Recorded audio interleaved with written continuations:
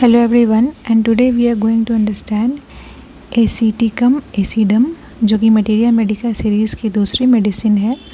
सो इसका common name है glacial acetic acid and इसकी फार्मूला है C4H3O3।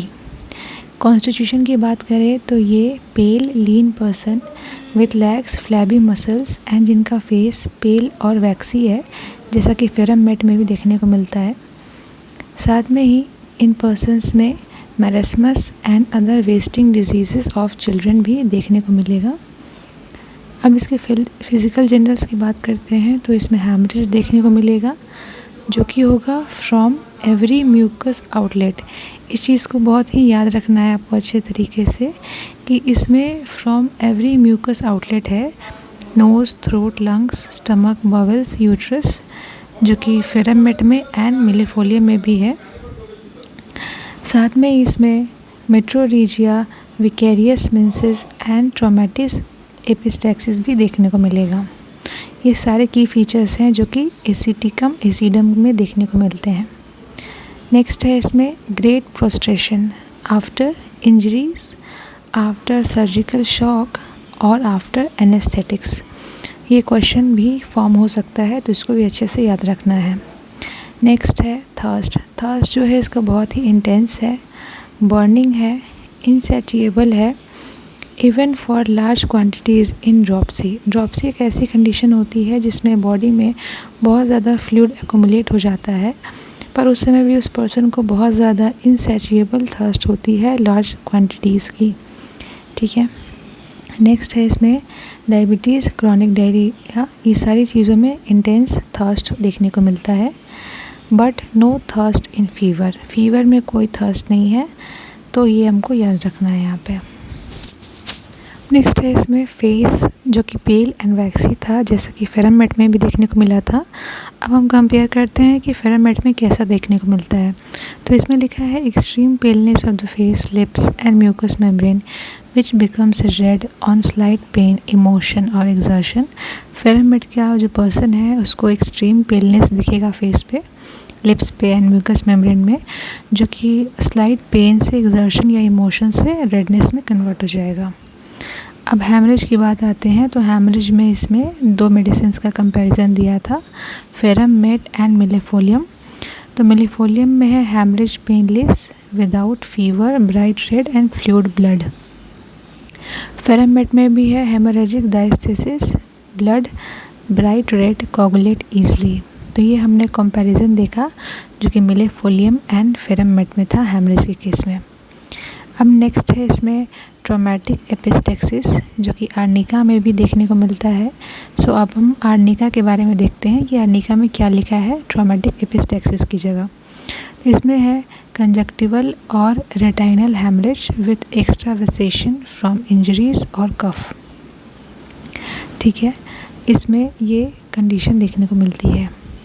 नेक्स्ट है इसमें ग्रेट प्रोस्ट्रेशन आफ्टर इंजरीज, जिसमें कि सल्फ्यूरिक एसिड है एंड एसिटिकम एसिड है। तो ये हमने कंपैरिजन पार्ट देखा सारे 4 मेडिसिन्स की, ट्रॉमा के केसेस में एंड हैमरेज के केसेस में। अब नेक्स्ट हम आते हैं इसके फर्दर इम्पॉर्टेंट टॉपिक्स पे। तो इसमें लिखा है can not sleep lying on the back. इसको हम ऐसे भी याद रख सकते हैं कि चूँकि ये एसिड है तो ऐसा याद रख सकते हैं कि इसकी बैक पे एसिड लगा है, इसलिए वो बैक के साइड में नहीं सो पाएगा। ठीक है। दूसरी मेडिसिन है जो कि बहुत ही अच्छे से बैक के बल पे स्लीप होती है, उसकी अच्छी स्लीप होती है, वो है आर्सेनिक। नेक्स्ट है sensation of sinking in abdomen causing dyspnoea. ऐसा उसको फीलिंग होता है कि कुछ सिंकिंग सेंसेशन हो रहा है एब्डोमेन में, जिससे डिस्निया होता है, मतलब उसको ब्रीदिंग में प्रॉब्लम होती है। रेस्ट बेटर लाइंग ऑन बेली, जो कि अमोनियम कार्ब में भी है। ठीक है। तो ये 4 चीज़ें हैं जो याद रखनी है। पहली ये कि वो अपने पीठ के बल नहीं सो पाएगा। दूसरा ये कि उसको ऐसा सिंकिंग सेंसेशन फील होता है एब्डोमेन में, जिससे उसको सांस लेने में प्रॉब्लम होती है, और पेट के बल वो बहुत अच्छे से सोता है, जैसे अमोन कार्ब भी सोता है। अब हम आते हैं इसके जीआईटी में। तो जीआईटी में क्या है, डायरिया है जो कि बहुत ही कोपियस है, मतलब बहुत ही एक्सट्रीम अमाउंट में है, एग्जॉस्टिंग है, ग्रेट थर्स्ट है, dropsy, typhus, phthisis with night sweat. ये सारे कंडीशन जो है वो डायरिया के केस में देखने को मिलेंगे। अब हम आते हैं फीमेल रिप्रोडक्टिव सिस्टम में। इसमें sour belching and vomiting of pregnancy, burning water brash and profuse salivation है डे एंड नाइट में, ये कंडीशन देखने को मिलेगा। अब हम आते हैं इसके रेस्पिरेटरी सिस्टम में, तो इसमें क्रूप देखने को मिलता है। साथ में ही इसमें दिया है हिसिंग रेस्पिरेशन, मतलब जब पर्सन रेस्पिरेशन करता है तो उसमें हिस की साउंड आती है, ठीक है, जैसे स्नेक्स वगैरह होते हैं वो जैसा साउंड प्रोड्यूस करते हैं वैसी साउंड इसमें आती है। कफ विथ द इन्हेलेशन, जो कि स्पॉन्जिया में भी देखने को मिलता है, एंड ये लास्ट स्टेजेस में दिया जाता है। Inhalation of vapor of cider vinegar has been successfully used in croup and malignant diphtheria। तो ये बहुत ही अच्छे तरीके से inhalation of vapour of cider vinegar, मतलब साइडर विनेगर भी क्या है, एक तरह से वो एसिडिक एसिड ही है जो कि सक्सेसफुली यूज़ होता है क्रूप एंड मैलिग्नेंट डिप्थीरिया को क्योर करने में। नेक्स्ट हम आते हैं इसके फीवर में। तो फीवर में भी इसमें हेक्टिक फीवर देखने को मिलेगा। स्किन जो होगी ड्राई एंड हॉट होगी, रेड स्पॉट्स होंगे लेफ़्ट चीक्स पे, एंड ड्रेंचिंग नाइट स्वेट्स होंगे, and no thirst in fever, ये इसका करेक्टरिस्टिक की पॉइंट है।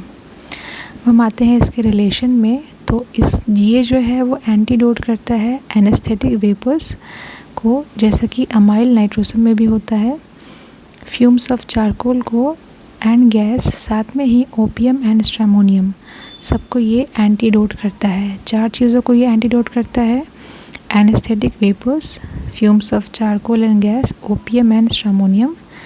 Cider vinegar antidotes carbolic acid, follows well after cinchona in hemorrhage and after digitalis in dropsy। Aggravate क्या होता है, ये सिम्टम्स को एग्रीवेट करता है अर्निका के, belladonna, lachesis, merc sol, specially the headache from belladonna, इन सारी चीज़ों को ये एग्रीवेट करता है। अब हम इसके कंपैरिजन पार्ट में आते हैं। तो कफ विथ इन्हेलेशन जो कि स्पॉन्जिया का था, एंड स्पॉन्जिया में क्या होता है कि इंस्पिरेशन के दौरान कफ जो है वो इंक्रीज़ हो जाता है एंड मिडनाइट से पहले।